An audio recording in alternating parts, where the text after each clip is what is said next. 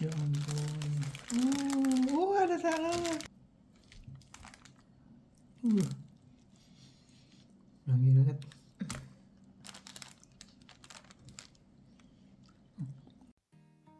Halo semua, ketemu lagi dengan Nara di Belanda.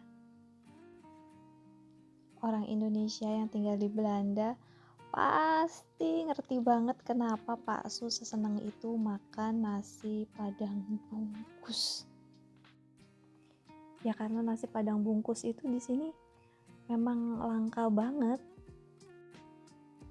Ya, akhirnya hari ini terjadilah momen dimana aku bikin nasi padang bungkus sendiri. Oke, pertama-tama aku bikin bumbu bubuknya ya. Sudah aku cantumin nama bumbunya apa aja plus takarannya. Ini aku pakai daging sapi tanpa lemak, beratnya sekitar 1,5 kilo. Nanti kalian sesuaikan sendiri ya dengan berat daging yang kalian pakai. Oke, sebelum dimasak, bumbu bubuknya aku campurin dulu ya ke dalam daging sapinya, terus aku aduk-aduk sampai merata. Oh iya, aku juga siapin kelapa parut yang aku sangrai, aku goreng tanpa minyak. Nah, kelapa parut ini aku pakai kelapa frozen. Walaupun aku punya stok kelapa sih, tapi aku pakai kelapa frozen karena waktu aku sangrai itu wanginya tuh enak banget, kayak wangi daging bakar gitu. Selain bikin bumbu rendangnya jadi hitam pekat, kelapa sangrai ini juga bikin rendang itu jadi wangi banget.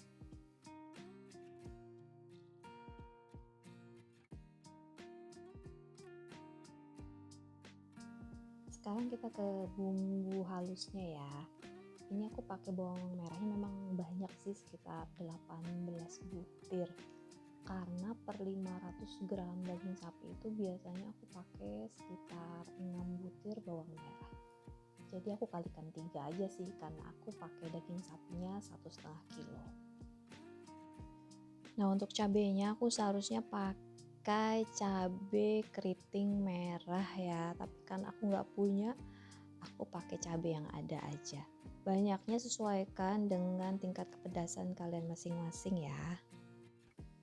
Tadi bumbu halusnya aku blender pakai minyak makan plus sekitar 1 sendok makan minyak kelapa. Jadi nanti waktu aku tumis bumbunya nggak perlu ditambahkan minyak lagi. Dan laosnya memang sengaja sih aku blender belakangan, nggak bareng bumbu yang lain, supaya tekstur dari laos itu lebih kasar, terus ada serat-seratnya gitu. Santannya aku nggak pakai santan instan ya, aku pakai santan dari kelapa yang aku blender.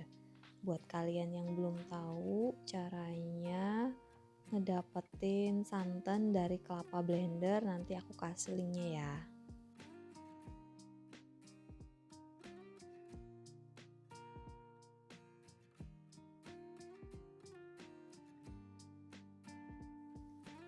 Setelah bumbunya berubah coklat kayak gini, aku masukkan daging sapinya. Terus nggak langsung aku kasih santan, aku aduk-aduk sampai dagingnya berubah warna. Kalian abaikan aja ya, ini ukuran wajanku kekecilan. Aku tuh biasanya bikin rendang itu paling 1 kilo, dan aku tuh lupa kalau hari ini aku bikin 1,5 kilo. Kenapa aku pakai wajan yang kecil, ya ampun. Ya sudahlah, kalau nggak ada dramanya nggak seru. Nah, sekarang kita masukkan santannya ya. Ini santannya aku saring dulu. Nah, kalian bisa lihat ini santannya kental banget. Aku peres. Nanti ampas kelapanya ini nggak aku langsung buang sih, sayang. Aku bakal campur sama setengah butir kelapa lagi, aku blender lagi, dan aku masukin ke rendangnya nanti setelah santan yang pertama ini setengah surut. Ya intinya aku kasih santan itu 2 kali gitu. Oke, sekarang aku lanjut ke bumbu halus untuk gulai nangkanya ya. Ini aku sengaja pakai bumbunya simple aja. Mungkin resep aslinya lebih kompleks karena aku udah bikin rendang udah capek. Jadi kita cari gampangnya aja deh. Untuk rendangnya aku aduk itu sekitar 15 menit sekali ya, supaya dasarnya itu nggak gosong. Nah, sekarang aku lanjut masukkan kelapa sangrai yang tadi sudah aku tumbuk ya. Ini baunya udah enak banget baunya. Nah, sekarang lanjut aku masukin santan yang kedua. Santan yang kedua ini terbuat dari setengah butir kelapa.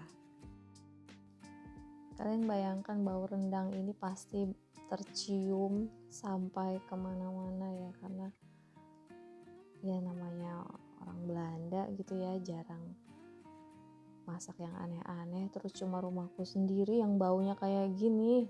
Wah, pasti deh tetanggaku bertanya-tanya, ini masak apa sih kok baunya. Ini seperti yang kalian lihat, aku pakai nangka mudanya dari Kalengan ya. Ada satu tips dari aku buat kalian yang juga pakai nangka kaleng. Sebaiknya direbus dulu sekali di air mendidih, terus dibuang supaya nggak terlalu asem gitu. Maksud aku yang dibuang airnya ya, bukan nangkanya, nanti salah. Ini setelah bumbunya wangi, aku masukkan nangkanya, terus diaduk-aduk. Ini nangkanya aku bikin gak banyak ya, cuma sekitar 500 gram deh. Untuk banyaknya air dan santan kalian sesuaikan sendiri ya dengan selera masing-masing. Kalau aku kebetulan gak pakai air terlalu banyak sih, karena bukan untuk kuah-kuah yang kayak sop gitu, cuma untuk wangian di nasi padangnya aja. Akhirnya ya rendang dan gulai nangkanya udah selesai. Kalian bayangin aku mulai masak ini jam 3:30 sore, jadi betapa gabutnya aku tiba-tiba bikin sesuatu yang semangat sekarang tinggal bikin sambalnya aja. Karena aku nggak punya cabai hijau, aku pakai cabai merah. Jadi aku rebus cabai merah, bawang merah dan bawang putih, udah 3 itu aja. Ini numbuknya nggak usah halus ya, kasar-kasar ala warung Padang gitu. Ini kalian sesuaikan sendiri ya banyaknya gula. Di sini aku pakai 2 sendok teh karena aku pengen sambalnya itu nggak yang pedes banget gitu. Oke, lanjut aku tumis lagi sambalnya pakai sedikit minyak, dan lagi-lagi harus pakai 1 sendok teh minyak kelapa supaya wangi, supaya bisa setiap hari masak makanan Indonesia. Aku memang selalu stok daun jeruk, stok serai, stok daun salam dan lain-lain. Jadi kalau aku masuk ke toko oriental itu rasanya mungkin kayak anak-anak masuk ke toko mainan gitu. Aduh, wah bahagia banget rasanya. Yes, akhirnya selesai juga bikin nasi padang. Yeay. Oh iya, aku mau rebus dulu telur bulat, nanti aku masukkan ke sambalnya. Tapi kalian percaya nggak, ngebungkus nasi padang ini adalah step tersulit buat aku yang nggak pernah bungkus nasi padang.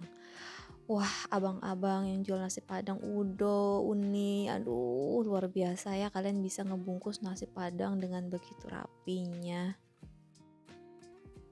Tapi walaupun gak rapi, acak adut, sensasi ngebuka nasi padang, ngebuka karetnya itu, aduh bikin aku tuh bahagia, melambung.